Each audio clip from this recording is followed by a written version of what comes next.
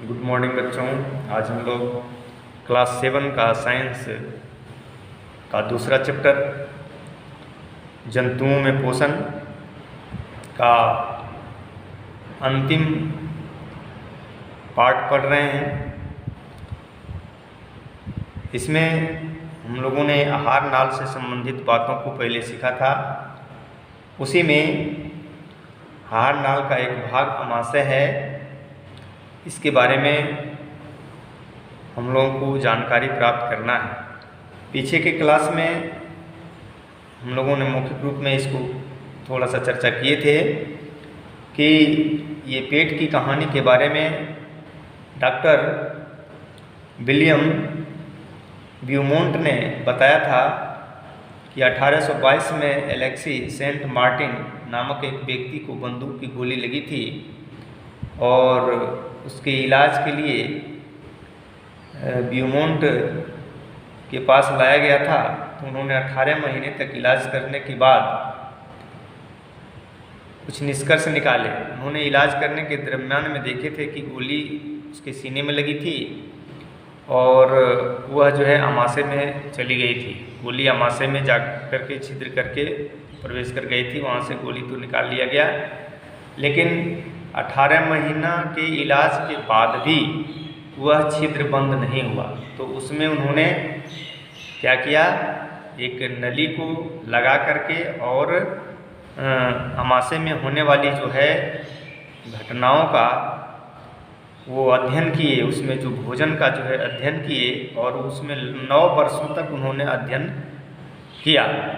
तो उसके बाद जो निष्कर्ष निकाला, उस निष्कर्ष के बारे में हम लोगों को आज जानना है कि उन्होंने क्या निष्कर्ष निकाला, कितने दिनों के बाद, 9 साल तक। तो आइए हम लोग आज देखेंगे चिकित्सक ब्यूमोंट। आज क्या हम लोग पढ़ेंगे, चिकित्सक। ये आज जो पॉइंट है पढ़ने की बात जो है वो है चिकित्सक ब्यूमोंट। चिकित्सक ब्यूमोंट के द्वारा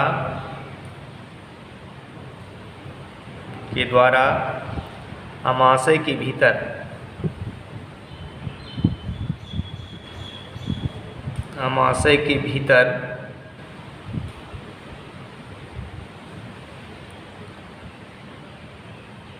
नौ वर्षों तक भोजन के अध्ययन के बाद 9 वर्षों तक भोजन के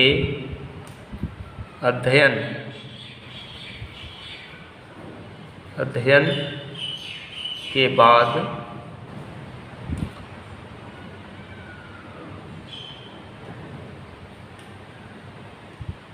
निकला निष्कर्ष।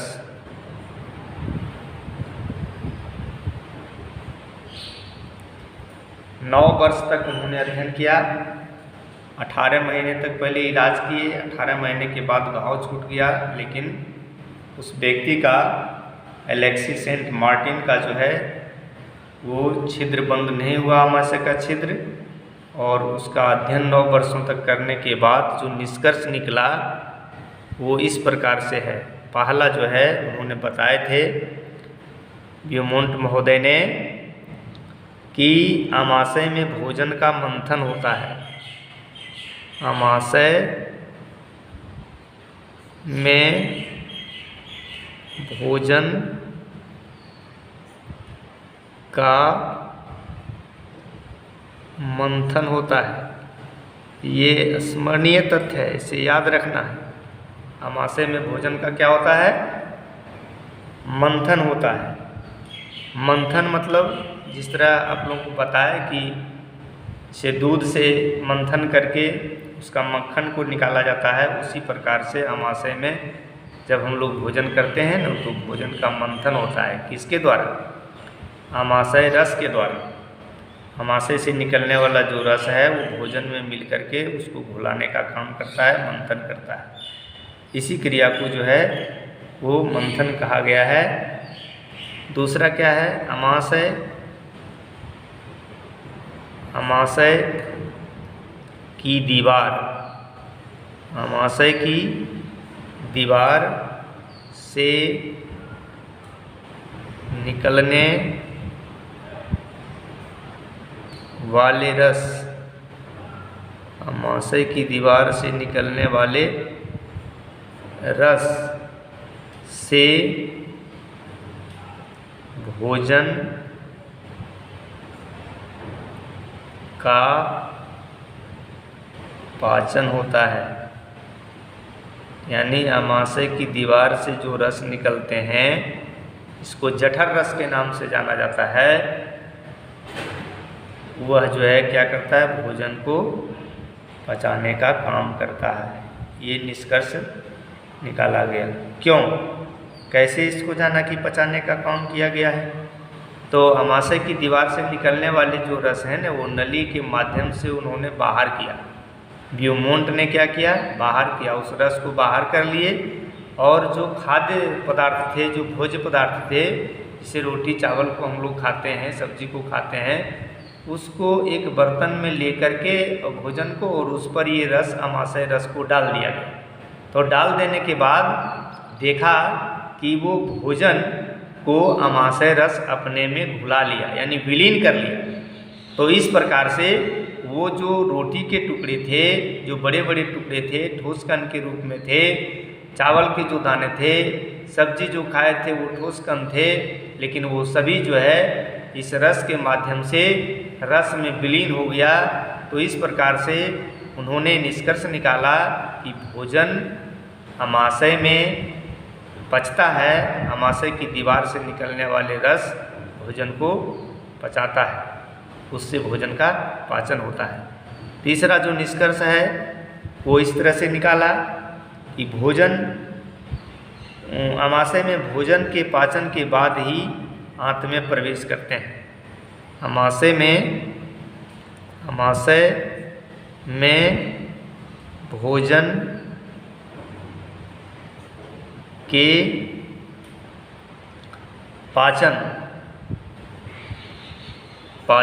पाचन के बाद ही आंत में प्रवेश करते हैं। आंत में प्रवेश करते हैं।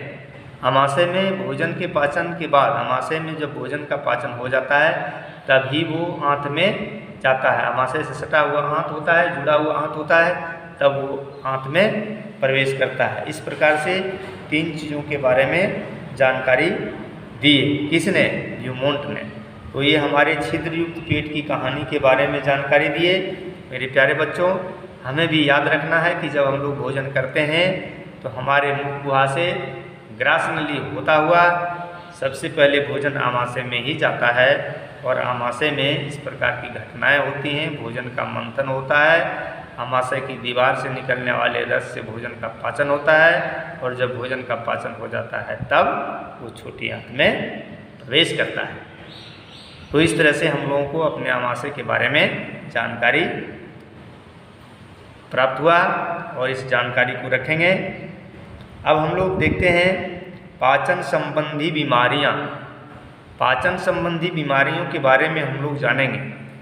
दूसरा जो जानने योग्य बात है आज के क्लास में वो है पाचन संबंधी बीमारियां। पाचन संबंधी बीमारियां क्या है? इसमें जो है जब भोजन का पाचन नहीं हो पाता है तो उससे संबंधित कौन कौन सी बीमारी होती है। तो उससे संबंधित जो बीमारी है उसका नाम डायरिया है। क्या है? डायरिया। डायरिया जो है ये बीमारी है, ये भोजन पाचन संबंधित बीमारी है। इस बीमारी में होता क्या है? डायरिया जो बीमारी है इसमें पतला पैखाना होता है, और ये पैखाना बार बार होता है, यानी बहुत बार होता है, तुरंत तुरंत ये पैखाना होता है डायरिया में। तो इसका लक्षण यही है कि इसमें इस बीमारी में क्या होता है, बार बार पतला पैखाना। डायरिया बीमारी किसे कहते हैं, यानी इसमें याद रखना है, इस बीमारी में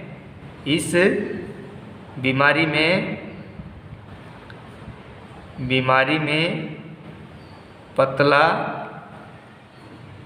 पैखाना होता है।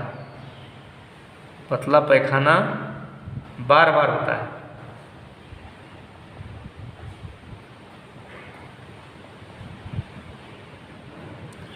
बार बार होता है। और इसका कारण क्या हो सकता है, इसका कारण ये डायरिया जो बीमारी होती है, ये बीमारी होती है भोजन के विषाक्तन से। यानी किसी कारण से भोजन विषाक्त हो गया, जैसे कोई रोगाणु है, कई प्रकार से बैक्टीरिया है, वायरस है ना, प्रोटोजोआ है, इन सब चीज़ों के द्वारा भोजन दूषित हो जाता है। भोजन को खुला छोड़ देते हैं, तो उसमें जो है ना बैक्टीरिया आकर के कहीं से उस पर गिर जाता है, पनप जाता है, भोजन विषाक्त हो जाता है। लंबे समय तक भोजन को छोड़ देते हैं खुली अवस्था में, तो उसमें जो है ना भोजन जो है ना विषाक्त हो जाता है, यानी विष के समान हो जाता है। और वैसे भोजन को जब लोग कर लेते हैं, खा लेते हैं, शरीर के अंदर में उसको डाल देते हैं, तब जो है ये बीमारी हो जाती है, डायरिया यानी पतला पैखाना बार बार होने लगता है। और इसका जो है ना बार बार पतला पैखाना होने से इसका जो है शरीर जो है ना, त्वचा जो है सिकुड़ जाता है, आंखें धंस जाती हैं, होंठ जो है सूख जाते हैं। इस प्रकार से जो है दिखाई देने लगता है लक्षण। आँख जो है धंस जाता है अंदर की ओर, होंठ जो होता है वो सूखा सूखा रहता है, त्वचा ढीली पड़ जाती है, और इस तरह से जो है ये शरीर में जो है बहुत ही कमजोरी आ जाता है, और सही से इलाज नहीं होने के बाद आदमी जो है डेथ भी कर जाता है। पुराने ज़माने में ये महामारी के रूप में चलता था। डायरिया जो बीमारी थी, ये महामारी का रूप ही ले लिया करता था, क्योंकि उस समय उतने दवाइयों का आविष्कार नहीं हो पाया था, इसलिए इस तरह होती है। दूषित जल से भी जो है बीमारी होती है। तो मेरे प्यारे बच्चों, डायरिया के बारे में जाने, ये पाचन संबंधी बीमारी है, यानी जब भोजन विषाक्त हो जाता है तो उसका पाचन नहीं हो पाता है, और अपच का शिकायत होता है तब भी ये बीमारी हो जाती है। मतलब भोजन नहीं पचा, तब भी विषाक्त हो गया, तब भी इस तरह से ये डायरिया बीमारी होती है। जब ये डायरिया बीमारी हो जाती है तो बार बार जब पतला पैखाना होता है तो उसके साथ जो है शरीर से जल निष्कासित हो जाता है। क्या होता है, शरीर से जल जो है निष्कासित हो जाता है, और जल जब निष्कासित हो जाता है शरीर से, इसीलिए होंठ जो है सूख जाता है, आँख जो है धंस जाता है। और इस अवस्था को क्या बोलेंगे, निर्जलीकरण बोलेंगे। जब शरीर में जल की कमी हो जाती है तो उस अवस्था को निर्जलीकरण बोला जाता है। क्या बोला जाता है, निर्जलीकरण। तो निर्जलीकरण के बारे में हम लोग जानेंगे। डायरिया के बारे में जानेंगे इतना ही कि इसमें पतला पैखाना होता है, और होता कैसे है, भोजन के विषाक्त हो जाने से, अपच होने से। ये सब जो है बैक्टीरिया, वायरस, रोगाणुओं के द्वारा जो है ये फैलता है। तो इस तरह से इतना याद रखना है। दूसरा है निर्जलीकरण। निर्जलीकरण के बारे में भी याद रखना है। इसका परिभाषा पूछा जाता है कि निर्जलीकरण क्या है, निर्जलीकरण किसे कहते हैं, इस तरह का जो है प्रश्न आता है। तो ये आपको जानना है। डिहाइड्रेशन, डिहाइड्रेशन ये जो है कौन बीमारी है, इसमें क्या होती है, निर्जलीकरण। निर्जली मतलब जल की कमी। तो लगातार जब दस्त होता है ना, डायरिया में जब लगातार दस्त होता है तो शरीर में जल एवं आवश्यक लवण की कमी हो जाती है। शरीर में जल और आवश्यक लवण की कमी हो जाती है, इसी का नाम निर्जलीकरण होता है। इसी को निर्जलीकरण कहते हैं। तो इसको इस तरह से परिभाषित किया गया है। लगातार दस्त होने से, लगातार दस्त होने से शरीर में जल एवं आवश्यक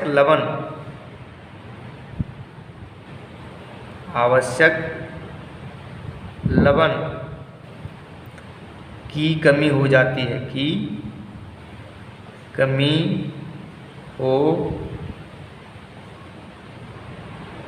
है, जिसे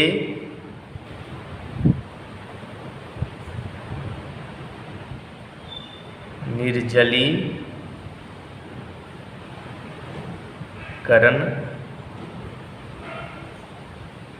कहते हैं। लगातार दस्त होने के बाद शरीर में जो है जल और आवश्यक लवण की कमी हो जाती है। इसलिए जब डायरिया बीमारी हो जाती है तो या पतला पैखाना पूरा जब होने लगता है किसी भी आदमी को, तो उसमें जो है क्या दिया जाता है, उसमें दिया जाता है जीवन रक्षक घोल दिया जाता है।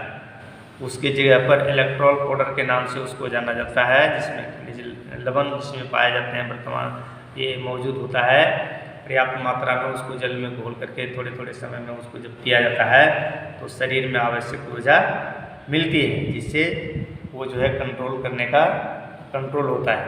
इस तरह से जो है निर्जलीकरण को दूर किया जाता है। तो इसमें कैसे होता है ये बीमारी? निर्जलीकरण क्या है? बीमारी ये जल की कमी और लवण की कमी जब शरीर में हो जाती है तब उस अवस्था को क्या बोलते हैं? निर्जलीकरण कहते हैं। ये डायरिया बीमारी जब होती है तब निर्जलीकरण की अवस्था जो है हो जाता है व्यक्ति को, जिसे रोग होता है, डायरिया रोग जिससे होता है उसके शरीर में ये होता है। तो आइए इसके बाद हम लोग इस निर्जलीकरण को कैसे हम इसको बचाव कर सकते हैं, निर्जलीकरण से कैसे हम अपनी रक्षा कर सकते हैं मेरे प्यारे बच्चों।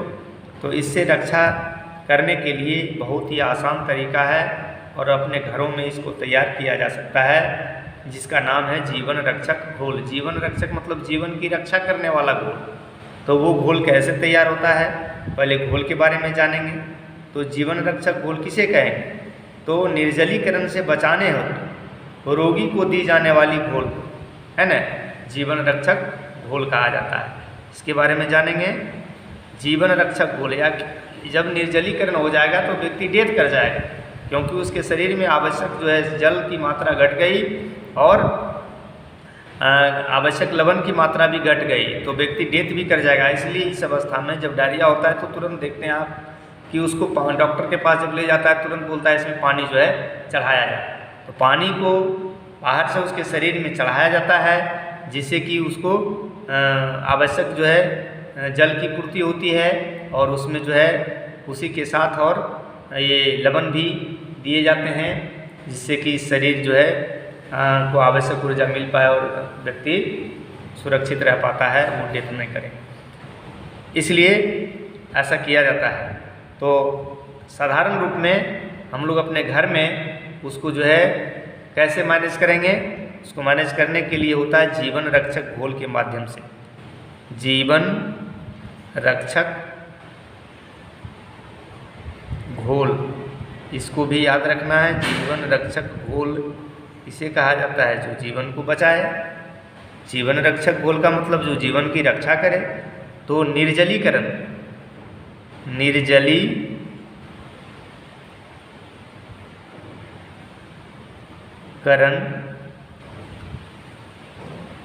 से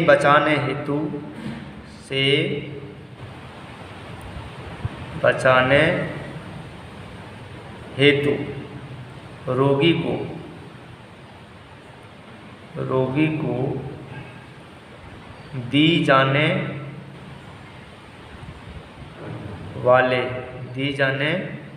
वाले घोल को जीवन रक्षक घोल कहते हैं। जीवन रक्षक घोल कहते हैं। ये कैसे बनता है? इसको बनाने के लिए देखिए क्या है, चीनी और नमक का ये घोल होता है, चीनी और नमक का घोल होता है। 8 चम्मच लेना है चीनी, 8 चम्मच चीनी प्लस 1 चम्मच नमक, इसको मिला देंगे और प्लस इसको कितना 1 लीटर जल, 1 लीटर जल इसमें डाल करके और इसको क्या करेंगे, उबाल देंगे। क्या करेंगे, उबाल देंगे। यानी इतना को मिला करके इसको क्या करना है, उबाल देना है, यानी गरम कर देना है। और गरम करने के बाद, उबालने के बाद फिर इसको ठंडा कर दिया जाएगा मिला करके, और वो जो है रोगी को दिया जाएगा, जो कि निर्जलीकरण की समस्या को दूर करेगा। इस प्रकार से ये जीवन रक्षक घोल है, तुरंत जो है शरीर में एनर्जी देता है। जो निर्जलीकरण के कारण उसमें जो है न जो उत्पन्न होता है न कमजोरी, उसको जो है तुरंत ये ठीक करने का काम करता है। और आगे हम लोग आज देखते हैं, अब कुछ जुगाली करने वाले जंतुओं के बारे में पूछा जाएगा। जुगाली करने वाला जो एक बार खा लिया और फिर जो है भोजन को निकाल करके और फिर वो चबाता है, उसको जुगाली करने वाले जंतु बोला जाता है। जैसे गाय हुआ, भैंस हुआ, बकरी हुआ, ये जुगाली करने वाले जंतु होते हैं। तो इसमें जो है कितने कक्ष होते हैं अमाशय में, तो इसमें 4 कक्ष होते हैं। याद रखना है, ये जुगाली करने वाले जंतु के अमाशय में कितने कक्ष होते हैं, 4 कक्ष होते हैं।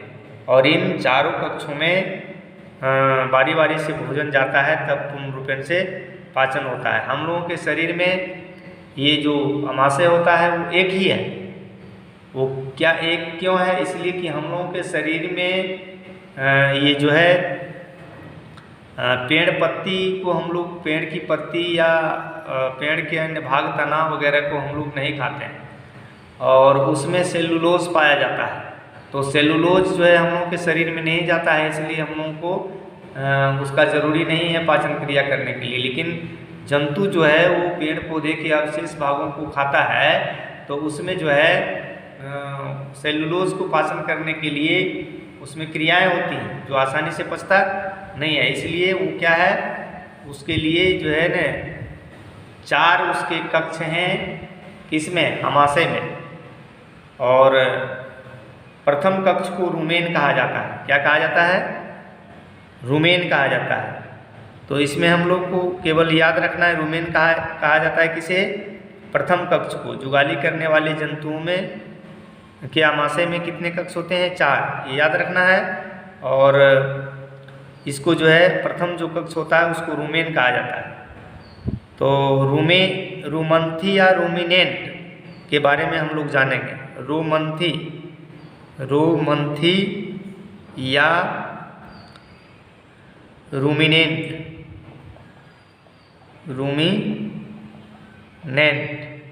इसके बारे में परिभाषा इस तरह से है,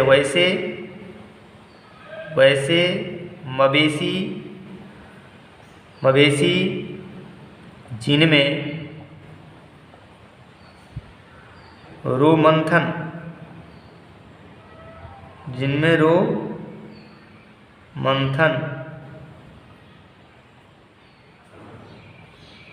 रोमंथन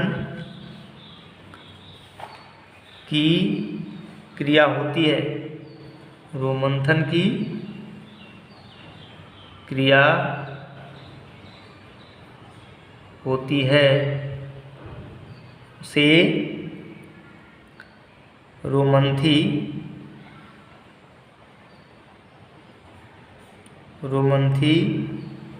या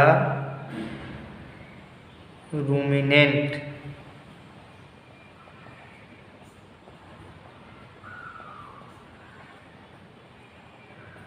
कहते हैं।